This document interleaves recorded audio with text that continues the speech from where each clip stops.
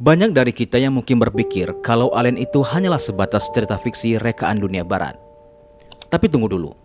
Kalian semua harus tahu kalau ada sebuah teori menarik yang tertulis dalam manuskrip kuno. Di sana disebutkan bahwa sosok mirip alien itu nyata, dan mereka adalah hasil dari eksperimen alkimia kuno yang berusaha menggabungkan tubuh hewan dengan tubuh manusia demi menciptakan makhluk berkemampuan mistis. Lantas bagaimana sebenarnya teori mistis ini bisa berkembang dan menjadi rahasia besar yang belum terpecahkan sampai hari ini? Berikut pembahasan selengkapnya hanya di #TV.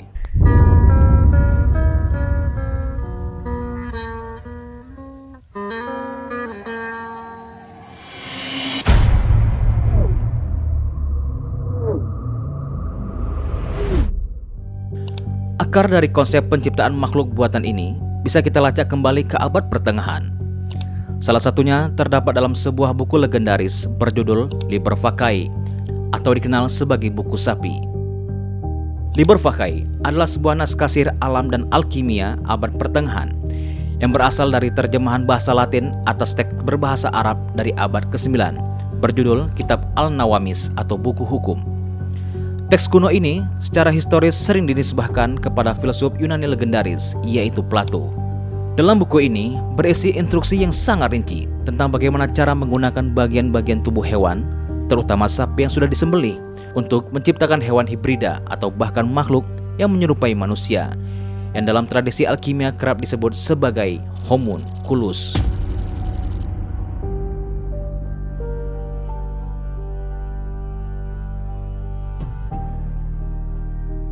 Homunculus yang berarti manusia kecil menjadi salah satu gagasan paling terkenal dari Paracelsus, yaitu seorang dokter, ilmuwan, pionir toksikologi, alkemis terkemuka pada zaman Renaissance yang berkebangsaan Swiss Jerman.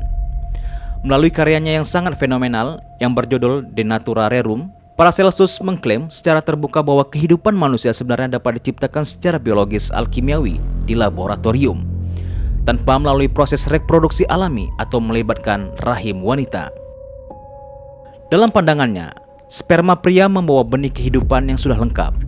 Benih ini hanya membutuhkan medium yang hangat serta proses peragian atau fermentasi untuk bisa berkembang. Ia pun menggantikan rahim alami wanita dengan wadah laboratorium dan kotoran kuda yang membusuk guna menjaga suhu hangat yang konstan. Prosedur penciptaan homunculus dalam teks De Natura Rerum dibagi menjadi 4 tahap ekstrim. Yang pertama, inkubasi awal selama 40 hari, di mana sperma manusia dimasukkan ke dalam labu kaca yang disegel rapat secara kedap udara. Labu ini kemudian dikubur dalam kotoran kuda yang sedang membusuk selama 40 hari, sampai bahan biologis di dalamnya mulai berfermentasi dan menunjukkan tanda-tanda pergerakan. Kemudian setelah masa 40 hari berlalu, bentuk wujud transparan yang menyerupai tubuh manusia kecil akan mulai terlihat samar-samar, meskipun saat itu belum memiliki jaringan fisik yang padat. Makhluk kecil ini harus diberi makan dan dirawat setiap hari menggunakan arcanum, yaitu darah manusia yang telah diproses secara khusus lewat metode alkimia. Suhu di sekitar wadah juga wajib terus dijaga dalam kotoran kuda selama 40 minggu, jangka waktu yang setara dengan masa kehamilan manusia normal. Dan hasil akhirnya lahirlah seorang homunculus, sosok anak manusia kerdil yang memiliki wujud fisik sempurna, namun berukuran jauh lebih kecil dibandingkan bayi normal pada umumnya.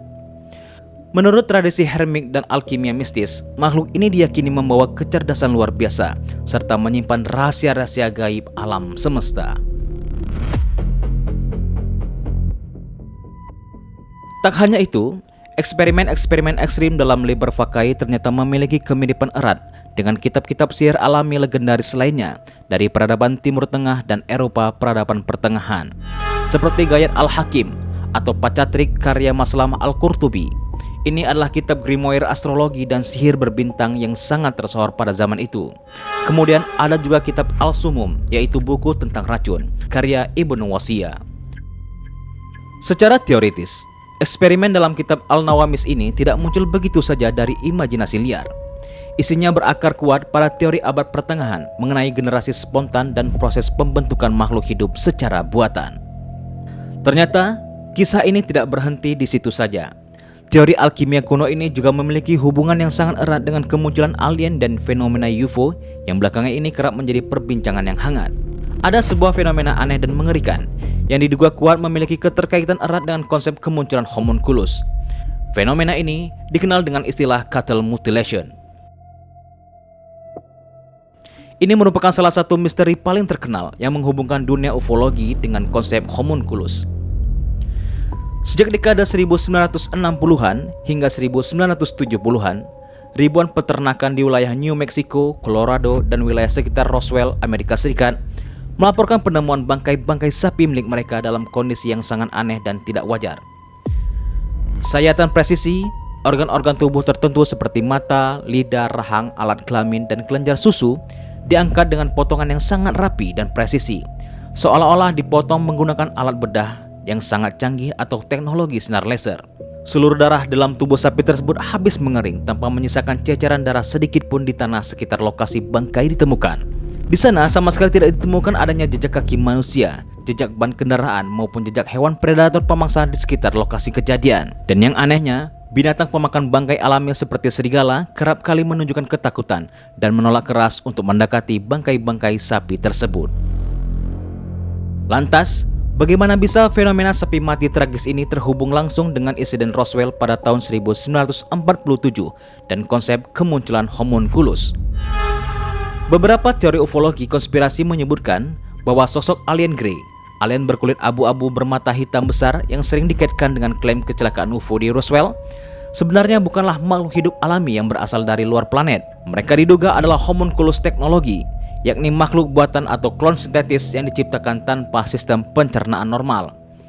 Menurut teori ini, homunculus alien tersebut sangat membutuhkan bahan-bahan organik alami seperti darah, ekstrak jaringan, hormon, dan enzim yang diambil dari tubuh sapi untuk memberikan makan jaringan tubuh sintetis mereka melalui proses penyerapan kulit atau digunakan sebagai media kultur untuk mencetak makhluk hibrida yang baru.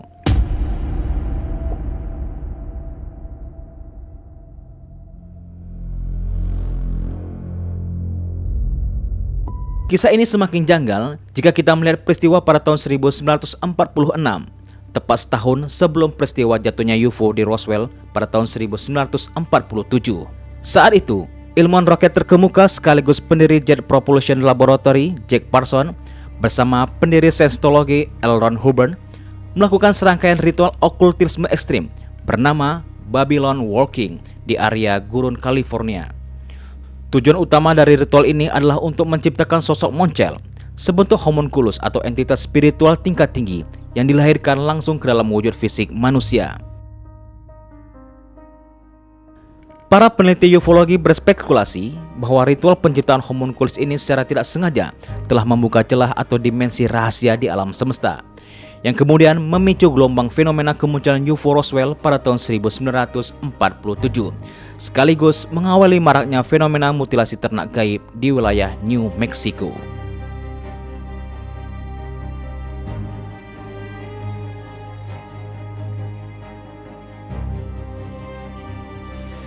Mungkin dari seluruh penjelasan tadi, kita jadi bisa mengerti dan membuka mata kita bahwa sebenarnya makhluk hibrida itu bisa jadi memang nyata adanya.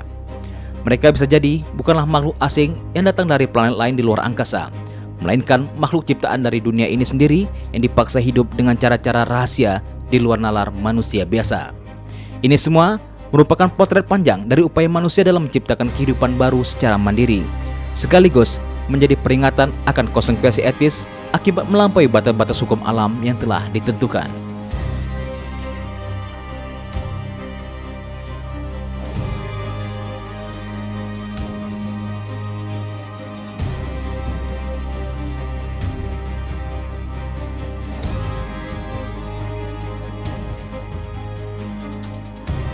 Bagaimana menurut kalian tentang pembahasan kali ini? Apakah ilmu alkimia dan fenomena mistis kuno memang benar-benar mampu melahirkan sosok makhluk yang sampai hari ini masih menjadi misteri terbesar hidup kita? Tulis pendapat kalian di kolom komentar. Jika kalian suka dengan video ini, jangan lupa untuk klik tombol subscribe dan lonceng notifikasi agar kalian selalu mendapatkan informasi terbaru dari kami.